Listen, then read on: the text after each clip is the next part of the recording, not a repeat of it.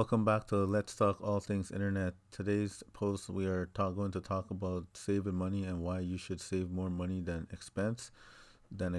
So let's start. What are the best ways to save your money? The best ways, there are several ways you could save your money.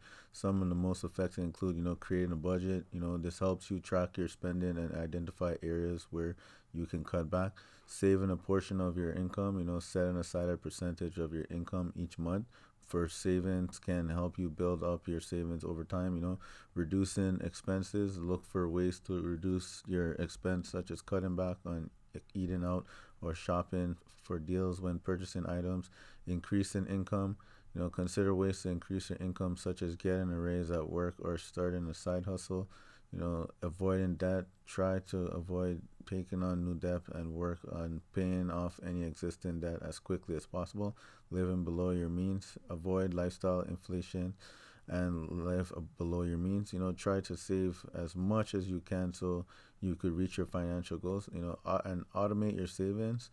Set up automatic transfer from your checking account to your savings account so you don't have to think about it. And moving on, how to create a budget. As mentioned before, creating a budget is a good way to get a better handle of your finance and start saving money. There's some basic steps to creating a budget. Gather your financial information, collect all of your bills, bank statement, and other financial documents. Track your income. You make a list of all the sources of income that's coming in, including your salary, any side hustles, and any other sources of money coming in. And you identify your expense. Make a list of all of your fixed expenses, such as rent or mortgage payments, and your variable expense, such as groceries or entertainment. Categorize your expense. Group your expense into categories such as housing, transportation, food, and entertainment. Compare your income and expenses. Comparing your income to your expense, and see if you are spending more than you are earning. Identify areas to cut back on.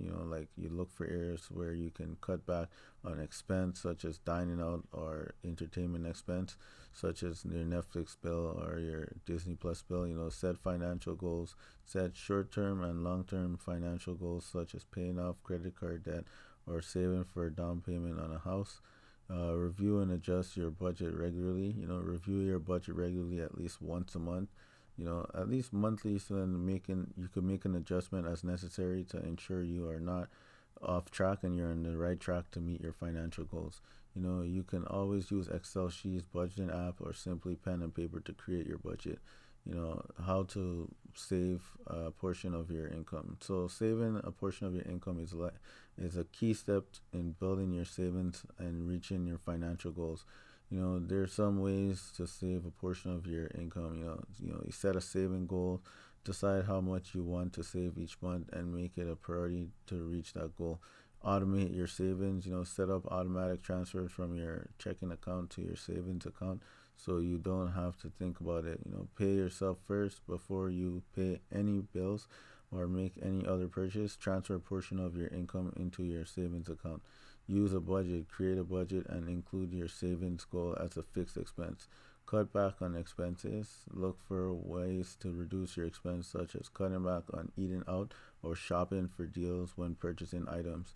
You increase your income. Consider ways to increase your income, such as getting a raise at work or starting a side hustle. It's always good to start a side hustle to get the highest possible income coming in. Having a savings plan. Have a plan for your savings, whether it be for emergency fund or a down payment on a house. Having a plan will always help you prioritize your saving. You got to be consistent. With consistency is key. Make sure you are saving regularly and not just when you have extra money. And you got to remember that it's also important to strike a balance between saving and spending.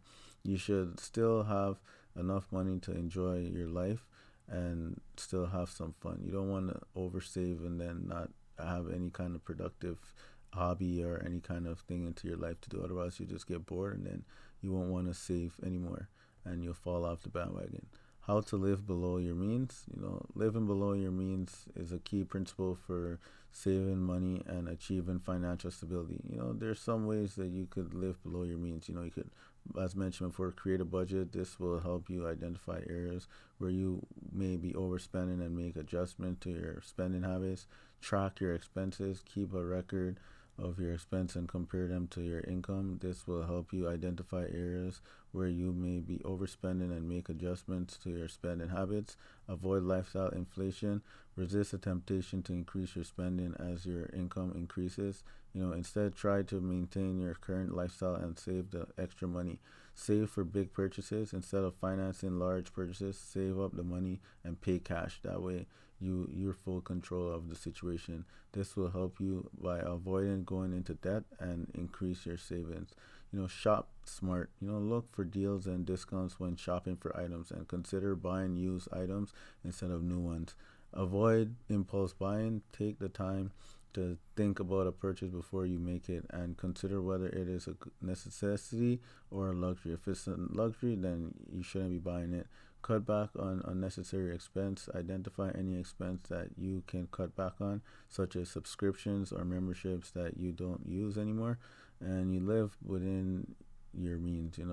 Only buy what you can afford and avoid lifestyle inflation. Living below your means make can take time and discipline, and it can help you achieve your financial goals and build a more secure financial future. And the more you reduce your expenses, the better off you are to savings for the best financial future you are aiming to achieve. And this is not really a long post today because we're just taking the drive to the grocery store. The grocery store is not too far from my house. And that sums up today's post. So stay tuned for another discussion of Let's Talk All Things Internet, where we find random topics to discuss that will hopefully give you some knowledge on topics you want more information about, all while heading to work, the grocery store, or home. Once again, thanks for joining. Please hit the like and subscribe button for more content from this channel. And thanks for tuning in. Have a great day.